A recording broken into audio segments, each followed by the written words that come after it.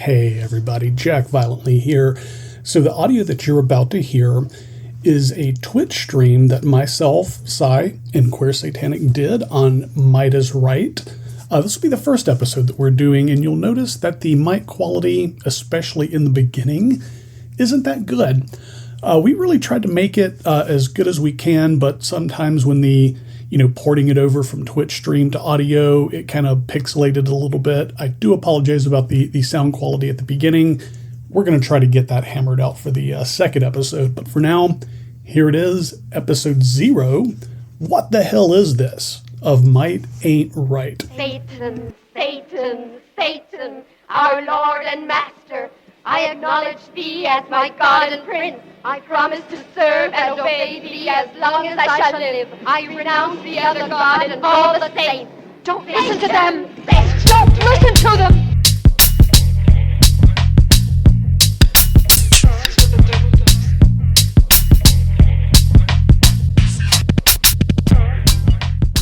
All right, guys, welcome to the Ave Satanas podcast and our mini-series, Might Ain't Right. My name is Jack Violently. I'm going to be your host today. Today and for the next few weeks, we're doing something a little bit different. But before we get deeper into that, the Ave Satanas podcast is a presentation of the Free Society Satanist. We are a worldwide collective of anarchistic Satanists under the banner of the Global Order of Satan. For more information, check out and how to check us out on Discord. Check the links in the show notes below. We've also added a Support the Show tab where you can directly donate to our fundraising efforts. Here to help me today, sitting in the producer's chair, the co-founder of the Free Society Satanist. Cy, what's up? Hello. Nothing much. Just another beautiful Friday night. It's actually starting to feel crisp out there, which is like really nice. It is, isn't it? Like this whole past week has just been, especially down here too, in the seventh circle of hell. It's actually been much cooler down here. We are also joined by the brains of the operation, the voice that strikes fear in the hearts of some, my friend and yours, Queer Satanic. David, how are you this afternoon? Oh, getting better all the time. Thanks for asking. Nice. Yeah, up here in Seattle, it's been pretty mild and cool. So it's been a good summer so far up here. Awesome. So talk us through this mini series we're about to embark on. What are we doing here? Okay, so for a long time, I have known about the book Might is Right. Might is Right is sort of the text of Satanism, as most people who've been in this for a while know. Anton LaVey, the founder of the Church of Satan, when he wrote his foundational book, The Satanic Bible, in 1969, he plagiarized thoroughly the book Might is Right to form the first section. So the first section of the Satanic Bible, the Book of Satan, is almost entirely taken word for word from Might is Right. Might is Right was a late 19th century book published under the name, eventually, Ragnar Redbeard. And it is, I think, best described as proto-fascism. So Mussolini shows up in the late 19-teens and 20s. This is the late 1800s, 1890s. So he's before fascism, but he's writing lots of stuff that is fully in line with fascism in the sense of believing in a culture of action and machismo and a lot of anti-Semitism and a lot of misogyny and all of this stuff. So this book that was written by this guy, supposedly Ragnar Redbeard, in the late 19th century, does not have a huge effect, or really much of an effect at all when it's written, but it's popular enough to keep getting new editions. So I think 1896 is one. There's one in 1910, 1927, maybe few more mixed in there.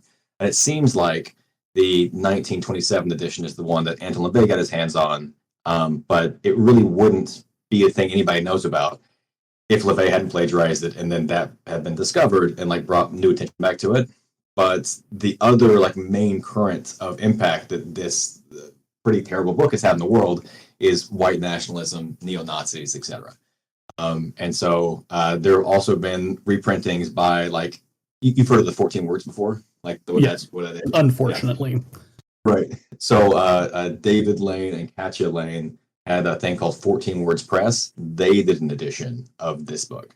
Like it's not just like kind of racist, kind of white nationalist adjacent. Like it's one of those texts that they love. And it's part of Satanism because this has been like baked into the DNA of Satanism through Anton LaVey, the Church of Satan, etc. So it's something that I don't think everybody who calls themselves a Satanist should read. To be clear, and I think y'all would agree based on have y'all dipped your toes in so far. This is not a fun book.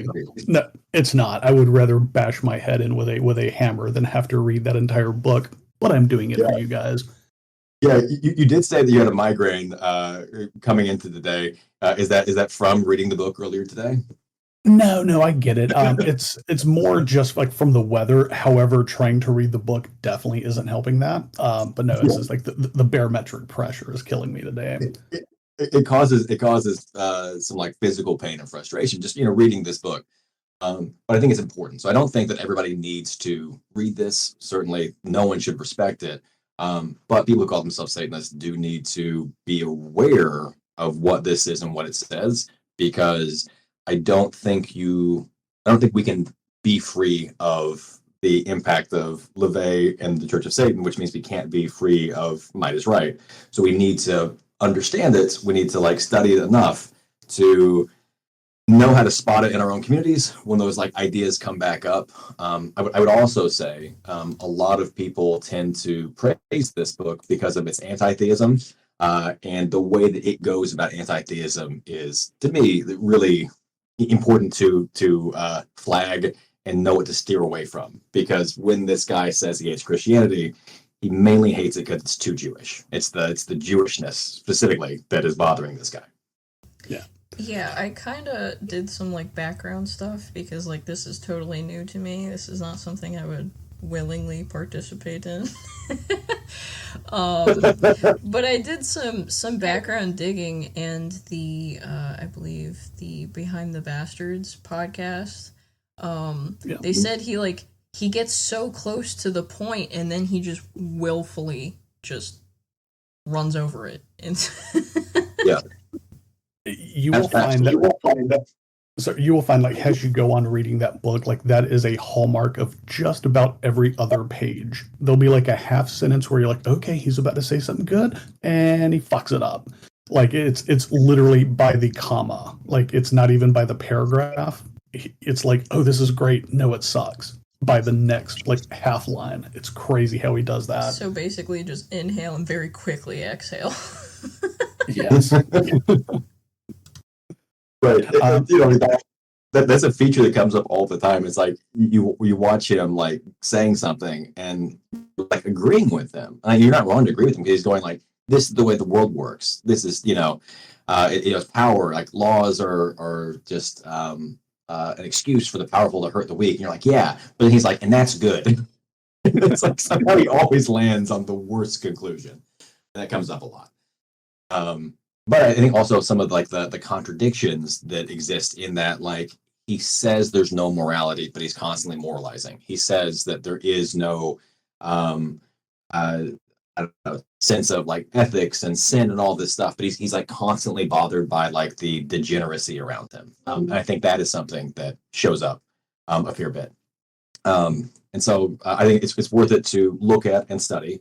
Like Sai just mentioned, I didn't think it would be too worthwhile to go through the full biography because the Behind the Bastards two-parter exists, and the book by Mark Derby, who is a New Zealand historian, that also exists for people who want to go deeper.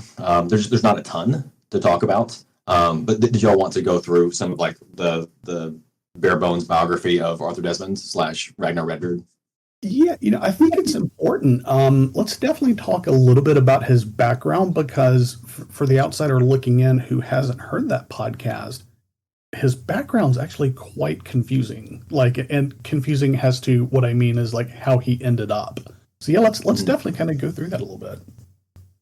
Sure. We're not sure when Arthur Desmond was born.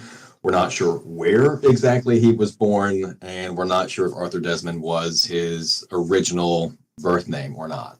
He's someone who kind of comes from obscurity, and he ultimately ends his life in obscurity. But we think he was born around 1859. He was probably born in New Zealand. He may have had Irish and English ancestry, and he was kind of a manual laborer. Someone who was doing sheep herding and dock working and that sort of thing. And he first kind of enters the historical record in 1884 and then 1887 as he's trying to run for political office, and he doesn't really get close either time. Like, I think his best showing was the second time when he got like 33% of the vote, instead of the first time where it was like a three-way race and he got like a tiny percentage. The second time it's a two-way race, he gets like 33%. And instead of continuing to run for political office as a somewhat like radical who's against landlords and against like the rich and whatnot, he then latches on to, surprisingly for everything else that comes after this, a Maori leader named Te Kuti, who was someone who had like taken up arms against the British Empire and fought, but then had like basically retired and was part of a movement that was trying to oppose the British selling off indigenous Maori land. And he actually goes to bat as a white guy for one of the only white guys that is out there, like on their side, speaking up for them at meetings, even when he's getting like shouted down. Like you were saying, it's a little surprising based on where he ends up that he's out there, taking this political position that's very unpopular at that time. It's wild that like, so here's a white guy taking up indigenous land rights. He's a champion of the downtrodden, essentially, or someone who has been, as we would say, like tyrannized and oppressed. Not to assign Satanism to him, but yeah, he started out as an all right dude, and it's really wild that a guy that started out life on that decent path could do the hardest 180 ever. It's like literally, it's the embodiment of the road to hell is paved with good intention kind of thing. Or it's like you live long enough to become like the villain. Right, absolutely. Sure. I was looking into this and I was like, this dude sounds kind of cool, and then it just takes like a complete turn. I'm like, oh damn, we were doing so well. So we're gonna like get into this a little bit more, but like my reading, and again, we're all just kind of like we're projecting on someone that we don't have a ton of information on, we never met him, whatever. But like part of me thinks that like he's sort of like those guys that showed up to the Occupy movement and they were like, I'm a independent journalist, and they showed up there and they were like, yeah, the rich people, we're against like the rich. But what they really wanted to be was like popular and successful and powerful, and thought like, this is my path to it. But then like as the years go on, well, who has the money? The right wing has the money. And if you say like turf stuff, if you say bigoted things, you start getting more and more support. So like the Occupy movement, independent journalists, the like debate bro streamers, like even when they start out supposedly on the left or for the side of justice, you can see them like sliding towards this like easier path of resources and success, and like you will always find someone willing to cheer for you if you just say the worst things. You can cast it as being a rebel, but like that money's always there for you to do that. That's craziness. Yeah. And so it will also get into this too, like the public perception of the book. I'm not jumping too far ahead here, but yeah, it kind of ties into that first point. But yeah, we can definitely meet back up with that at a later portion of the show. But yeah, so he starts off and he's He's fighting for indigenous rights. He's running for office, but he also seems to give up his political campaigning because he apparently owed his campaign manager a fair bit of money and just left that dude holding the bill. And that is a theme that comes up with him also when it comes to like actually. He seems to be brave, but when it comes to actually like being accountable for the things that he does, he usually leaves that to other people to be accountable for him. So he moves from sort of like a more rural area to Auckland, like a more proper city in New Zealand. And then he is doing union work, and he starts running a radical newspaper. And so he's like, now he's going to be someone who's going to use his words, and this way he's going to, he's going to write. I think I left out that he started off like being like a poet. He wrote like a poem for that Maori leader, Te Kuri. I don't like any of his poems. I don't think, your mileage may vary. It's very like sing-songy, rhymey sort of thing. But I guess at that time that was better received. And he wrote, again, a radical newspaper. He also released a pamphlet that will sound crazy when you look at the future stuff that he does, but it was called Christ as a Social Reformer. And it turns out that this, it was using, actually, Sai, can I send that to you in the chat for you to bring up? Is that a possibility? Sure. Let me see if I actually remember to grab the link, though. That's the other important part. And while you're doing that, like his poems, I'd listened to a few of them. They sounded very sea shanty coded. They sounded very like you would have a pint of rum in your hands. Yeah.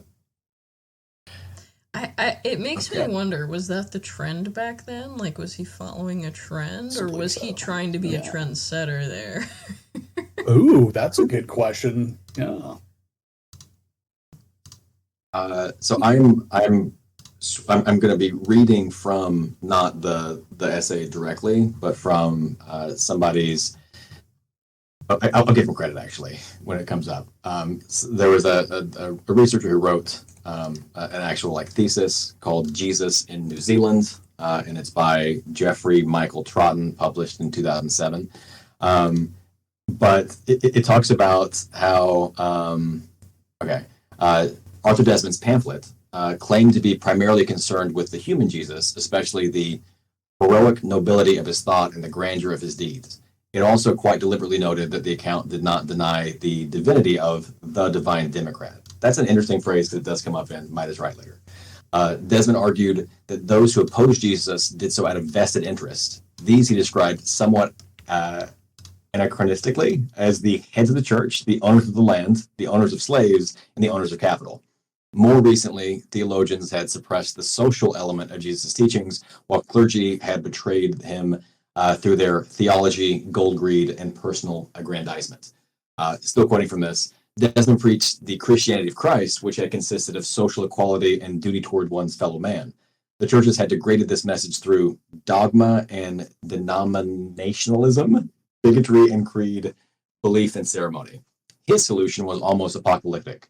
What the world wants today is a man, a leader, a heroic champion of the right, a ruthless demolisher of age-worn shams, whose clarion call shall ring around the world, inspiring millions to enlist beyond the standard of a new crusade, and go forth to battle unto death for the rights of man, for the cause of the poor.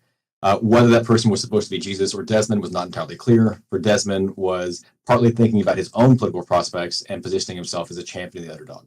So he's writing that, and then it turns out that he was caught by the local press of pirating a guy named A. Van Dusen's Ecclesiastical Christianity versus Jesus from a New York magazine called 20th Century that was published like a year before in 1889. And then he published like both of them side by side. So that thing that Sai has pulled up, if you can find the political cartoon again, like this is the whole thing that was published. It's a reference to Arthur Desmond like taking the saddle off of 20th Century magazine and putting it on his own to publish it. So he's just like a saddle thief. That's what that cartoon is saying. So it's weird because is this before or after the ice cream parlor? The ice cream parlor? Yeah, because apparently he had now, I mean, there's only a few accounts of this, but apparently he managed an ice cream and candy company, and then he was running like an illegal advertising company, like in a side room. Oh, yes. I I think I think that's the same time. Okay. Yeah, because when he was writing, when he was doing the Radical magazine, he was also, I think that's when, like you said, he was squatting somewhere. He was like using an office. He like changed the locks or something. He was just using the office, Which and then is he like got loans crazy. based on that address. Yeah, it's just a wild thing for someone to do and pretty shameless. And I think this is the one where no, it's the next stage of his life, because like he gets caught being a plagiarist and has to like run off to a different city, Wellington, and then goes ultimately to Australia after that. I think so. He runs from New Zealand to Australia, and I think Australia is where he does something like that, and he starts attacking the banks, and he's like printing stickers, and he's like accusing them of like not having any money, so he's like causing like bank runs and stuff. Gotcha. Okay. That's so like that. After. Okay. Or before, sorry. I think so. I think that's what's happening. And that's also where his service brigade, which is like a precursor to the IWW, is. So I mean, he's doing radical stuff, but like he's kind of a shitty guy the whole time. Like all of these things that he's doing, like I'm not saying these are 100% bad. Sometimes like breaking the laws is okay, but he's like involving other people, and then they get stuck with his debts or the problems that he caused, and he just runs off to the next place. Yeah, okay. And then he libeled some people. That was part of what he did. Yeah, he just like Nice. he was lying. He was spreading lies about people that was like absolutely untrue. And I think he knew it was untrue. He just wanted it to be. And so he has to eventually, after all this stuff that he's doing, and also when he's attacking banks and the rich, of course he's attacking Jewish people. He's like he's accusing everybody that he doesn't like who's a banker of being like Jewish. Like that's sort of the nugget of who he is. I don't think he necessarily changed that much throughout all of this. It just seems like his tactics, or like where he thought he had the best reception for stuff, changed. But sometime around 1895, he eventually leaves Australia, and from there seems to land in the United States in Chicago. And 1896 is when the first version is called Survival of the Fittest. Later becomes Might is Right. That is where that book comes from. And so that's that guy. He's doing all these things, and he gets a little bit of popularity in 1896. Again, the book does well enough that it is republished a few times, but he never becomes super famous or important. Probably the most notable thing that he does is send his book to Leo Tolstoy, who in 1897, I think, is when he does the What is Art essay, and he just mentions Ragnar Redbeard sent me this book and it sucks. Like that's sort of like what like the people these days, like their version of art is really terrible. So we're not sure when he dies, because he's just not important enough. He's just not important enough of a figure for us to even know when he died. And also, of course, he uses like lots of pseudonyms. So he I believe uses a pseudonym Adolf Mueller or something. And then like Mueller, yeah, and like promotes himself. And so it's just like, I don't know. The guy throughout his entire life sometimes is on the side of good causes, but I don't think, just based on what I read in Mark Derby's book, in that biography, the Australian biography that was written by Chris Cunneen, that was following along on for the outline. He seems to kind of just be a piece of shit, but sometimes he's a piece of shit who hates bankers and is standing up for Maori against land seizures. But sometimes he's just like, I hate the easiest people to hate in society. That's sort of like what he does in Might is Right. So he's just like an IRL shitlord. Yeah. And I think the way that they talked about him in Behind the Bastards is right, that he's like way ahead of his time in lots of ways, and most of those ways are not good. Right. He is someone that you can see having a very similar career path, like not the specific things that he does, but in terms of just like he could really be involved in like the labor movement in the aughts or in the 2010s, and then pivot, and now he's got a podcast. Now he's a streamer, that kind of thing. That's the kind of guy that he is. So if you know that guy in your life, you kind of understand Ragnar Redbeard, and that's why you don't think that he's especially complicated or necessarily interesting. I mean, he's interesting, I guess, in the sense that it's wild that he had this life and it, went on to do the stuff that it did. But I feel like you know this guy in your own life already. And it's wild that, like, in so many different facets of our now, like, current today society, like with YouTube videos, Tradwife stuff, Alpha Bro stuff, Crypto Bro stuff, like anything, any of those shitheads that you like listen to and like, oh my God, not this shit again. You can kind of hear some like echoings of this book. And we'll get into that like as the chapters go on. But it's wild how many of these problematic spaces that we face today, not just in certain sections of Satanism, but like, yeah, like the Alpha Bro stuff, like Andrew Tate, the people who push Tradwife stuff, like your wife should be like shackled to you and shit like that. And then incel movement and stuff like, yeah, like all of that could kind of be tied back to this book in a way. Right. And he's doing it from the perspective of an atheist too. Right. Like, yeah. He's saying like Christianity is wrong, but all the patriarchy is good. Yeah. It's crazy because it just goes to show that, like, no matter how much time passes, like, some things will, like, stay the same. Sure. It's funny how little the world changes over time, really, if you think about it in terms of this, or in that type of circle. Yeah, it is kind of funny how little shit changes from time to time. Yeah, and when Anton LaVey was writing, I think it was one of the forwards, like after Anton LaVey plagiarizes this in the 1960s and gets caught, he then goes back and was like, actually, it was intentional. You were always supposed to know, which is not true. It's not supported by the evidence of what he published. But he does go back to the forward. You might is right, and he says, like, this book was so shocking. I'd never seen this kind of blasphemy before. And I'm like, really, dude? Like, you've never seen someone just be bigoted before? Because, like, it's not special. It's not really special. What he's saying.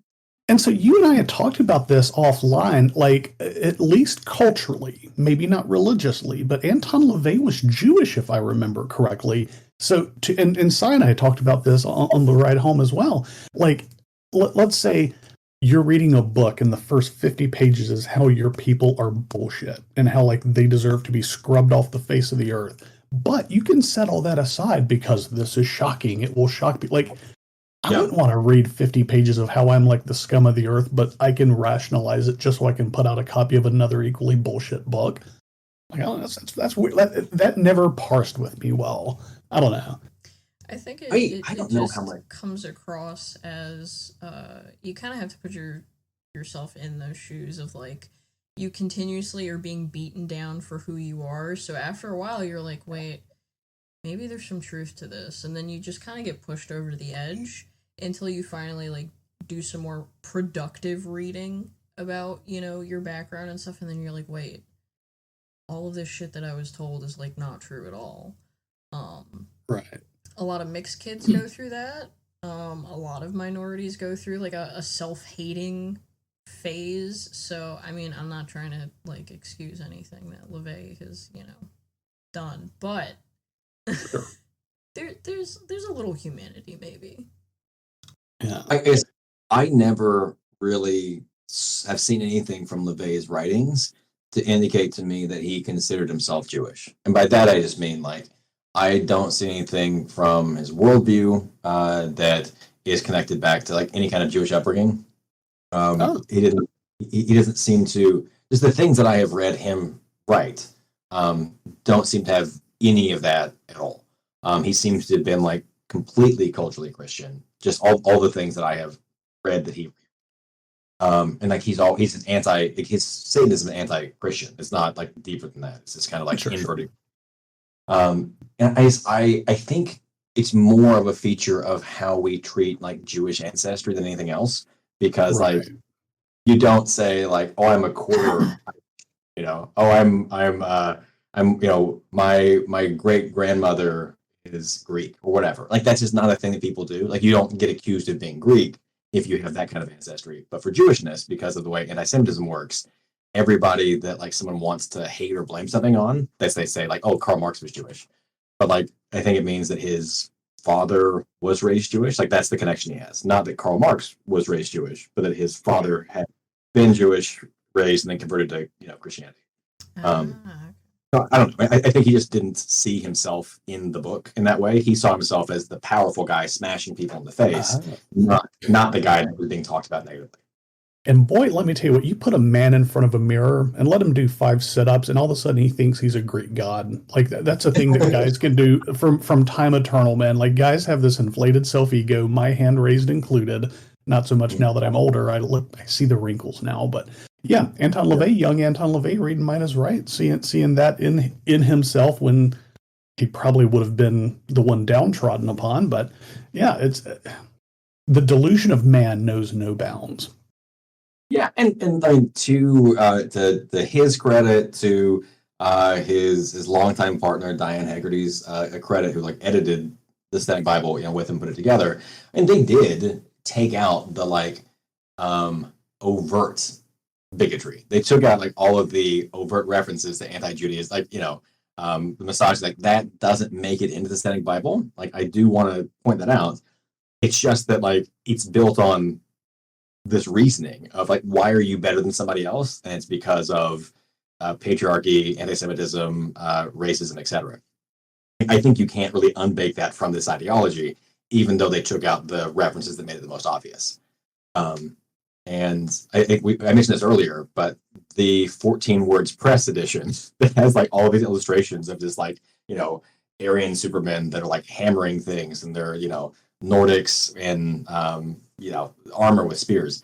I think like that's like a truer reading of this and its implications than any way to like try to like sanitize or euphemize it. Like that is what Ragnar Redbeard, quote unquote, is doing. Is putting together a white supremacist text while he's saying that he's an individual. I'm an individual who is better than other people because of my ethnicity. That's what he's like saying. The version that we all got to read was harmonized by the egoist writer Trevor Blake, and I don't know what y'all's opinion of the footnotes is so far, but I have been, I guess, impressed at the mechanical part of it, of him actually like comparing every edition he could find and making it all like one, and I am impressed by him tracking down lots of quotations. But I'm not really impressed with the analysis or apologism that takes place constantly. Right. There's quite a bit of that I have noticed. Yeah. Yeah. And so like, that's sort of the same thing of like, he's trying to make it sound like it's not as anti-Semitic as you think, because sometimes he says nice things about Jews, or it's not as misogynistic as you think, because like whatever reason, like it is often they're doing that. And I think when you put this in the hands of a white nationalist, all of the stuff that's just like plain text is pulled out and interpreted correctly.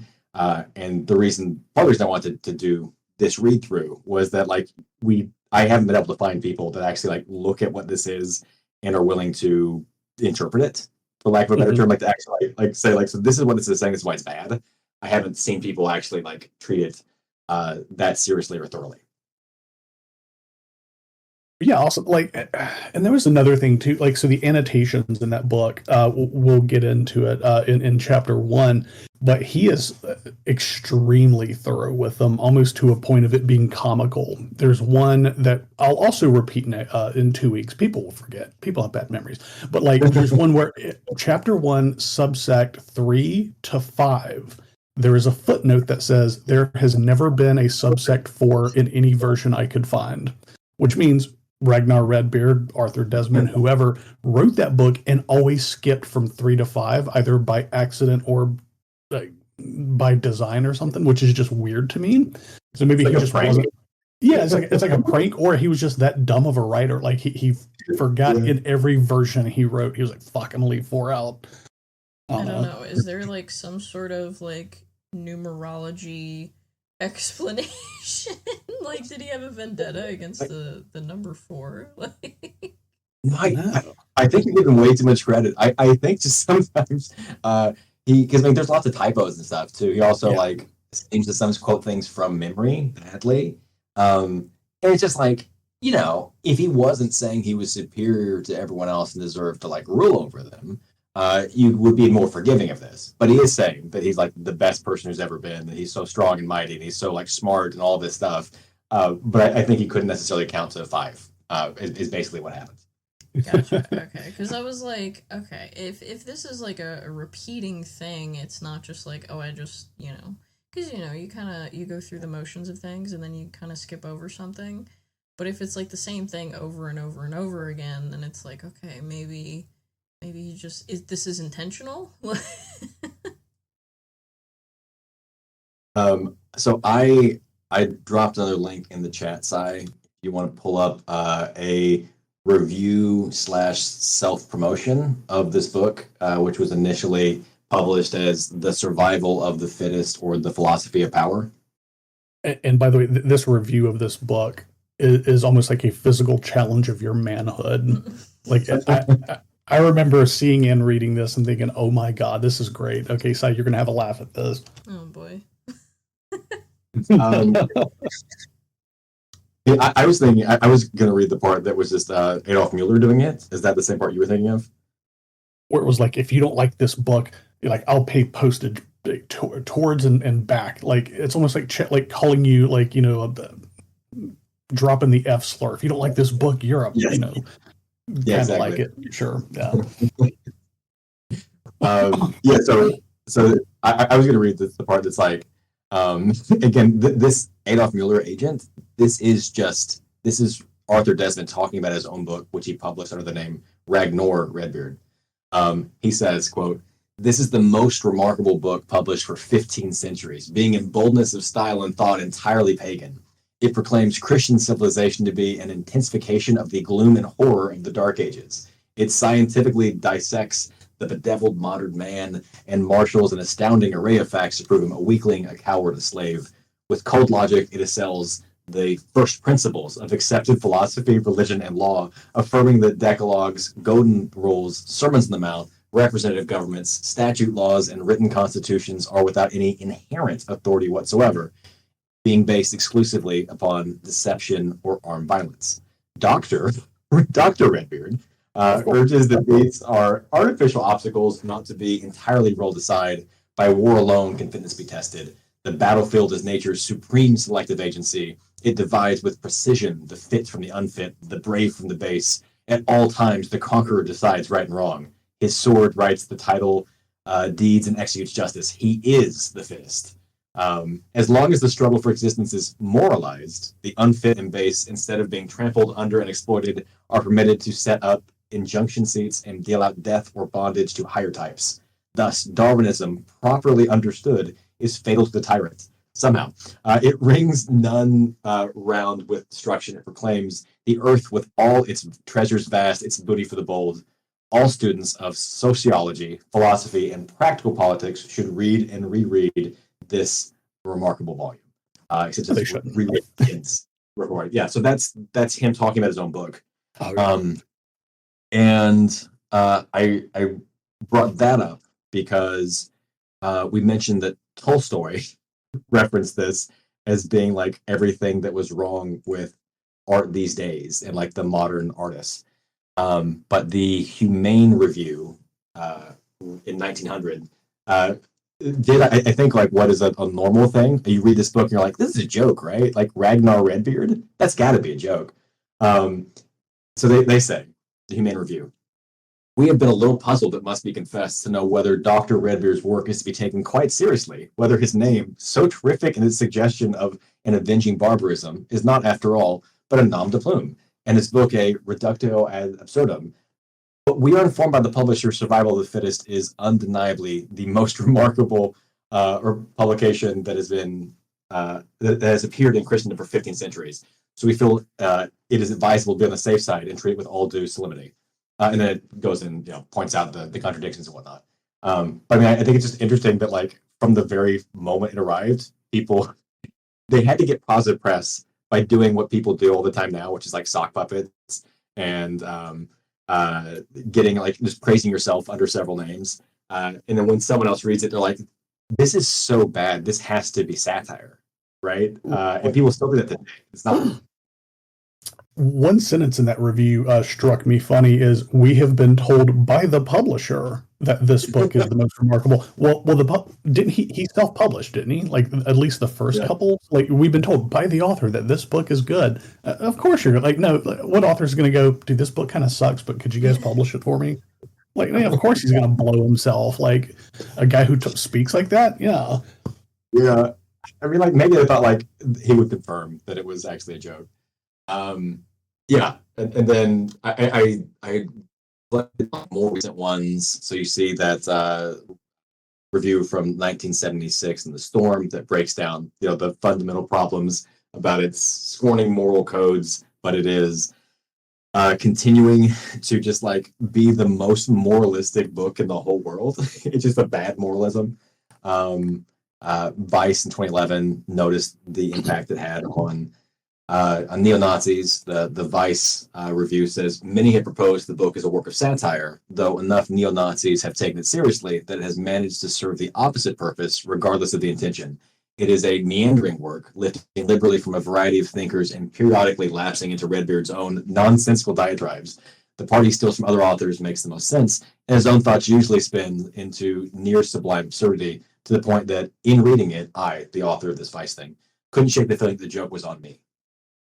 And yet, like, so they touched on that theory too, that the book was a work of satire. He was more like making fun of the people, like he was going back to his Labor Party days, making fun of the authoritative right.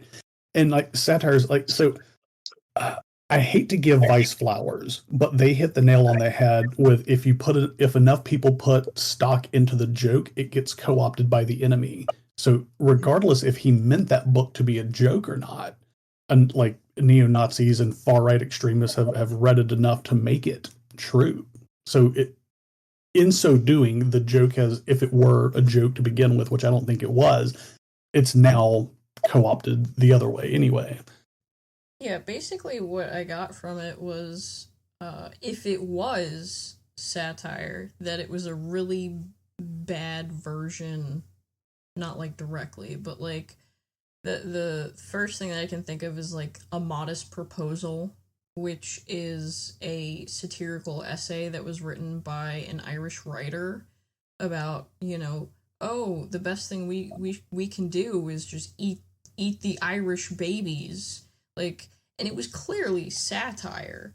Like, you could tell. Mm-hmm. So it's like, if it was, maybe he was trying to go that route, if. That's like a big if, because it was just really badly done.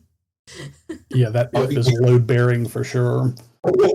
Yeah, and I also was thinking, because when y'all had on Spencer Sunshine the other day, and he was saying like, go into your subcultures, and he mentioned like tabletop RPGs, I think, like tabletop games, and like Warhammer and Warhammer 40K in particular, they are legitimately satires of fascism. Like the Imperium of Man in the Warhammer 40K universe is intentionally making fun of fascism.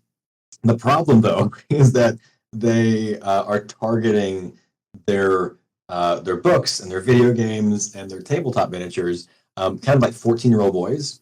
And when 14-year-old boys see someone saying like, I'm the greatest ever, they just don't tend to have enough knowledge and life experience that frontal lobe is not developed enough.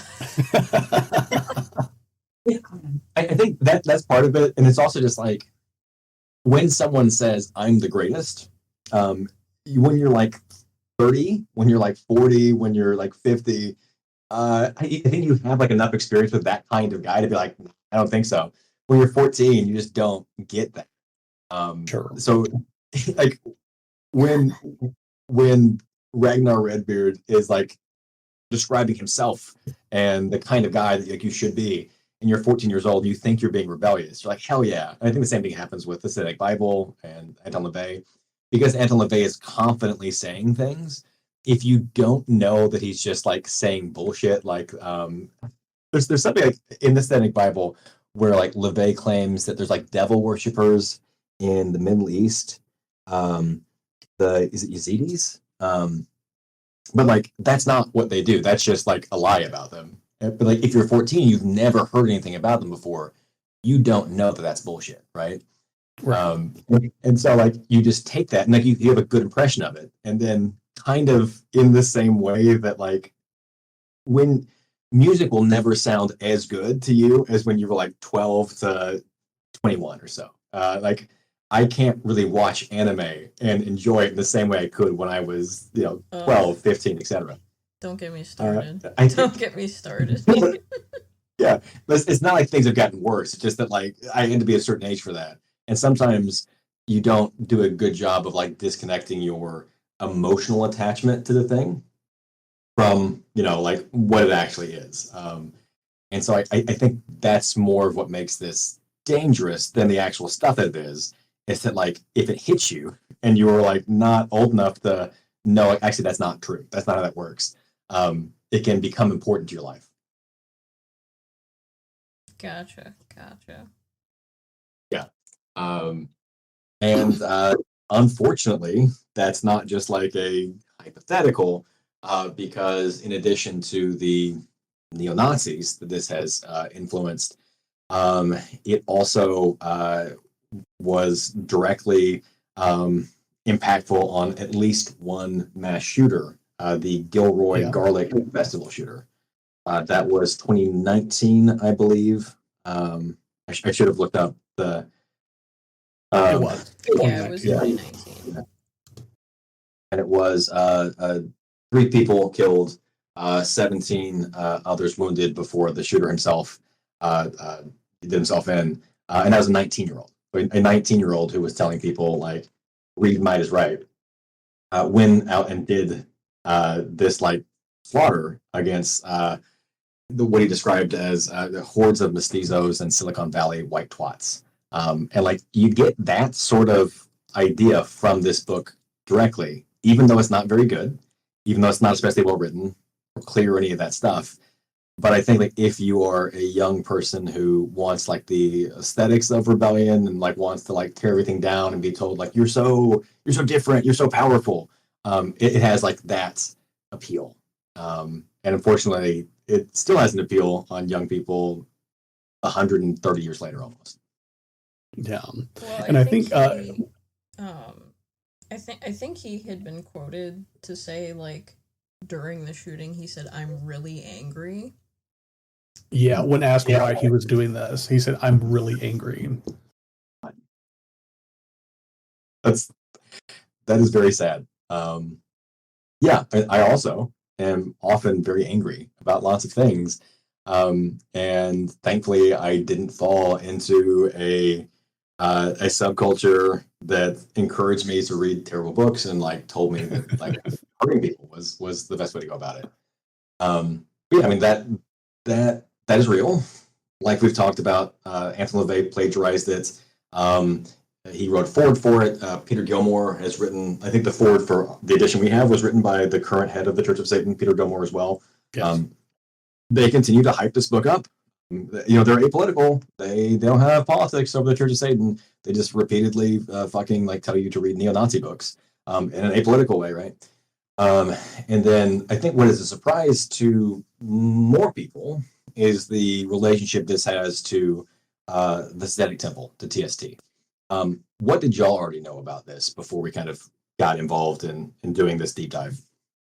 So as far as the book itself, I didn't know that there was a tie to it. So I had known about the 24-hour podcast, Doug or Lucian saying some pretty scandalous shit, to put it mildly, with his friend Shane Bugbee. But yeah, I didn't know there was a tie-in with this book. I had heard somewhere that he had done illustrations for it, but I didn't know it went further into TST than that, though. Yeah, I'm pretty much in the same boat, honestly.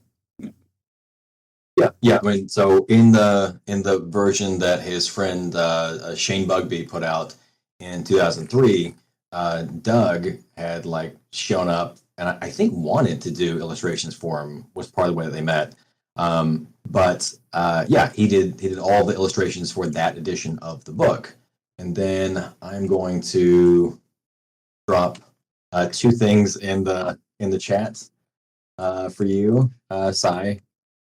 And I don't know if this can pull up on the left side as well, the bottom left box. I don't know. Anyway, there was emails he sent in 2011 and also 2013.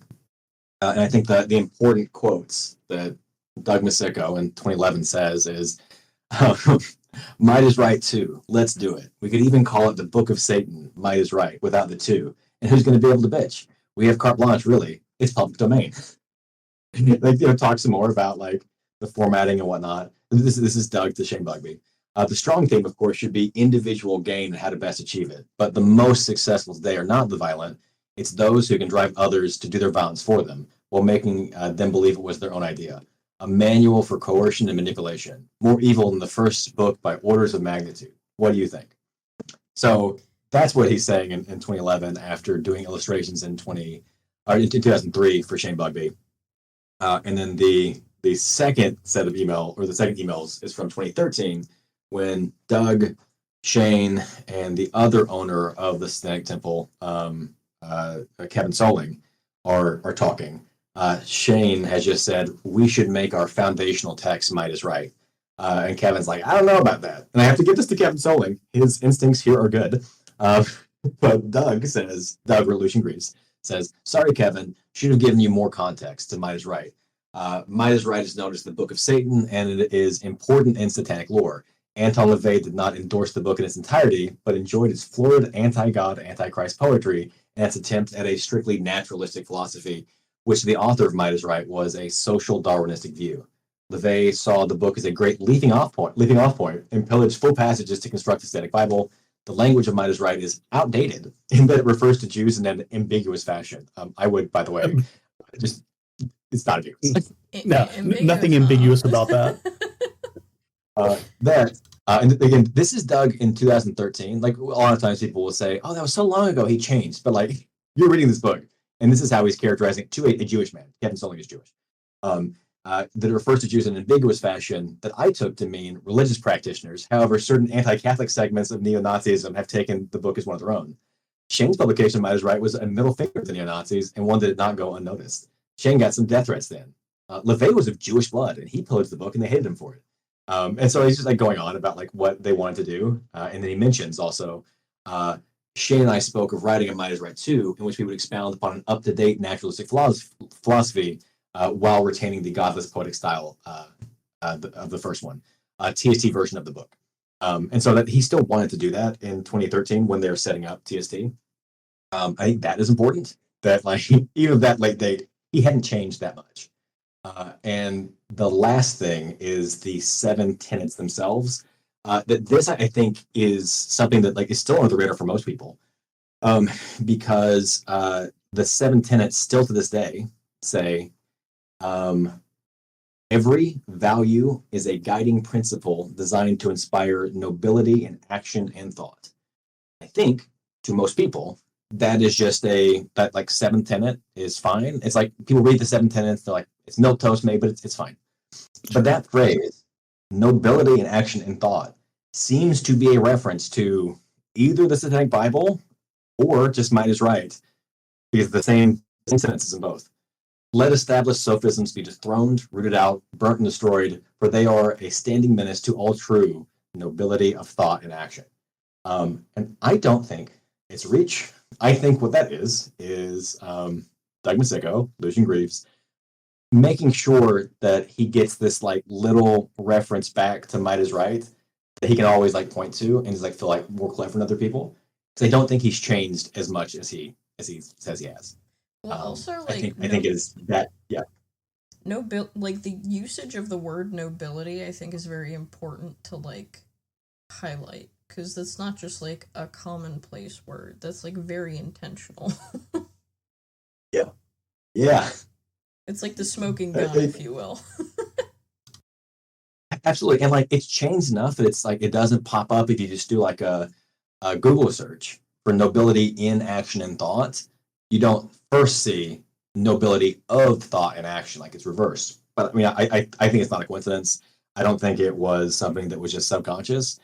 We can't prove that unless we get like the emails back and forth between them or something. But I think, just based on what I know of the guy, and that as late as 2013, he still wanted to write a sequel to Might Is Right and still thought it was ambiguous about Jewish people. I think that's what that is. So yeah.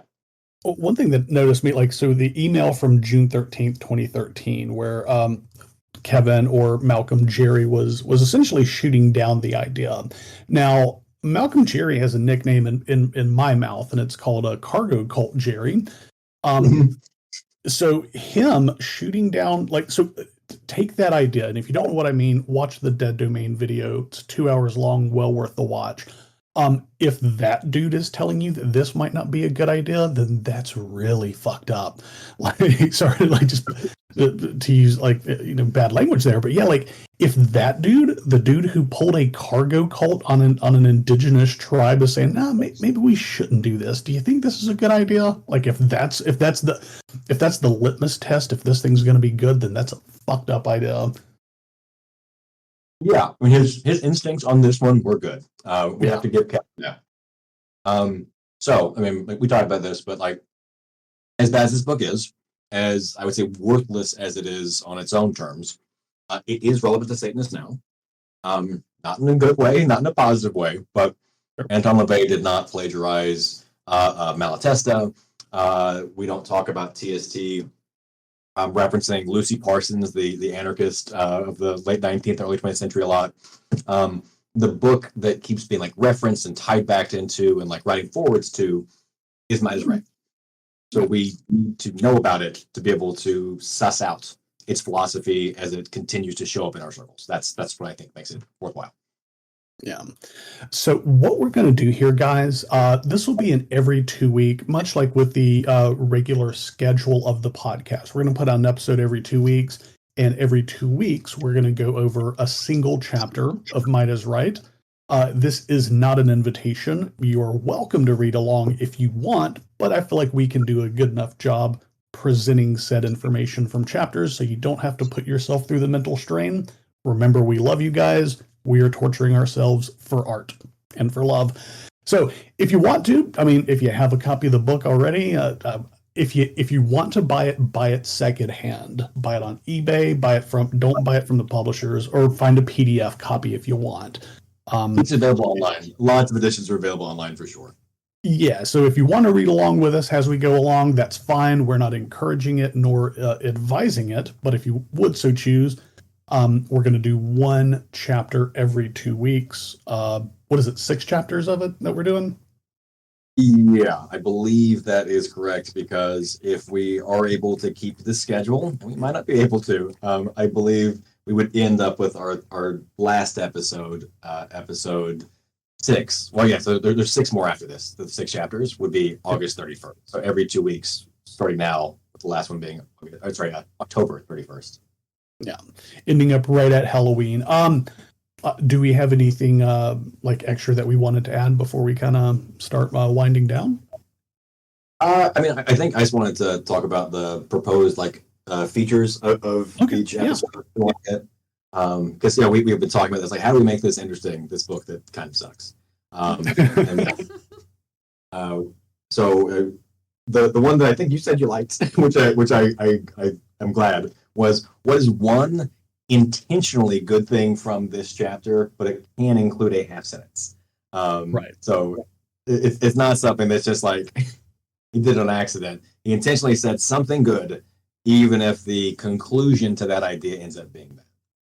And more often than not, that will be the case. For those who have read the book, you will hear in great repetition us harping on this specific idea. Yes. Okay, so that's one thing we're going to try and do. And then another feature, weirdest thing from this chapter, good or bad. So not a moral judgment. It's just, that's weird. There's a lot of that in there. And then I wrote down, okay, the really bad one. And I think like that's going to be hard. It's like, what is one thing where it's like, oh my God, that is like jaw-droppingly bad. And we're going to have to talk about probably how we, what language we preserve when we talk about this stuff. Because some of it's like, it's pretty racist, but it's also like so old school racist. I'm not sure that it's offended, but we need to have that conversation a little better. Absolutely. Because like, yeah, it's a feature of this book. And then last thing that I could think of was stuff plagiarized for the Satanic Bible. So just like, hey, it's not actually, it's not that much. It's just like whole sections is what happens. Like Anton LaVey basically read whole sections, copied them over, changes some punctuation and capitalization, but like it does like show up and just like pointing out like this stuff actually made it into the Satanic Bible. I think is worthwhile. You had done a really good job. I think you had posted it on your Blue Sky, or definitely on your website, and people already know how to go and find that. You had basically posted an A/B copy of the Might is Right versus the Satanic Bible and shown like exactly where the quote came from. So yeah, like you did an amazing job on that one. I thought that was awesome. I did borrow from the Satanic Wiki for that, so some of that work was done by other hands. But yes, when the Church of Satan came out a few weeks later with their like totally coincidental article about how Anton LaVey didn't actually plagiarize something, it was notable. They didn't link back to that article because you can't make the arguments they made when you just see the two passages side by side. Like when you see them next to each other and see how little actually changed, you cannot make the argument that it wasn't a so for people who don't understand this distinction too, it was not illegal for Anton LaVey to copy something that was in the public domain and present it as own material.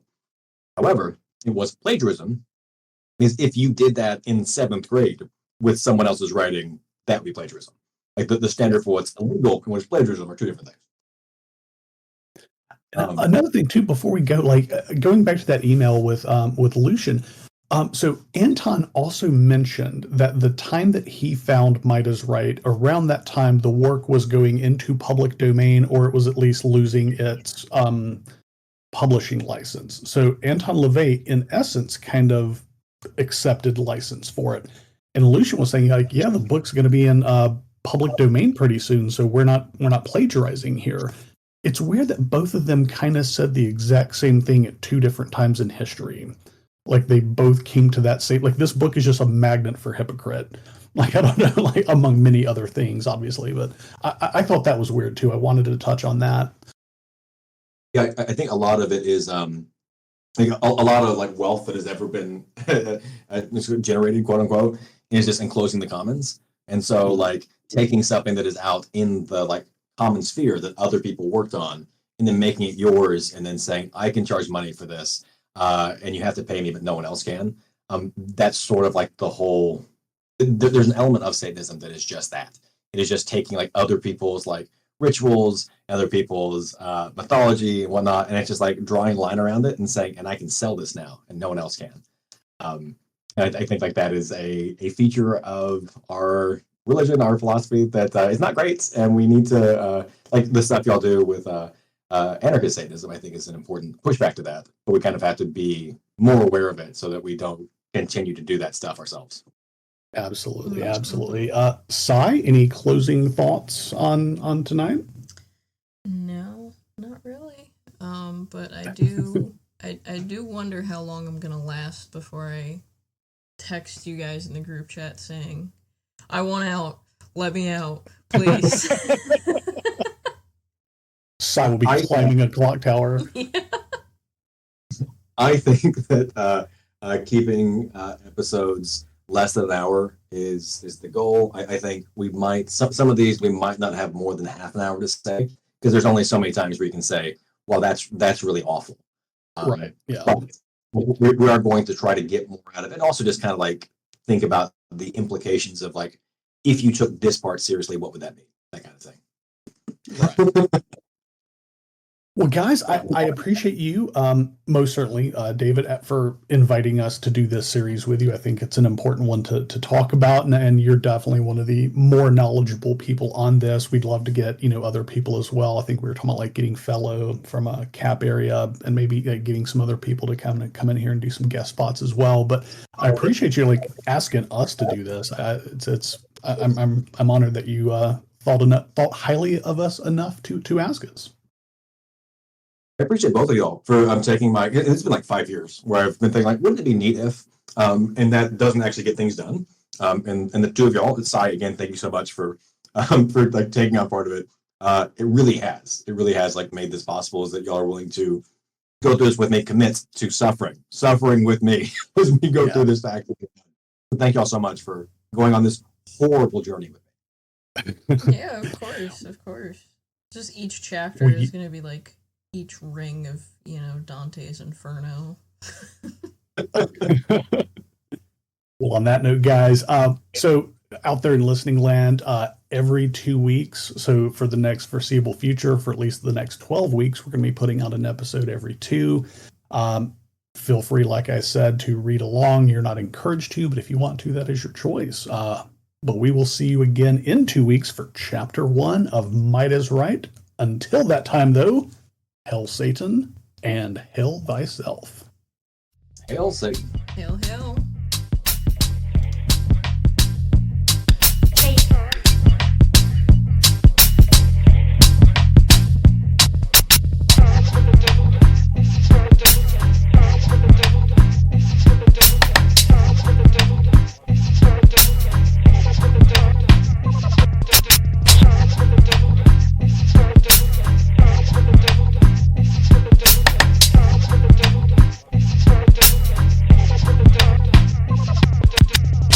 Satan, Satan, Satan, our Lord and Master.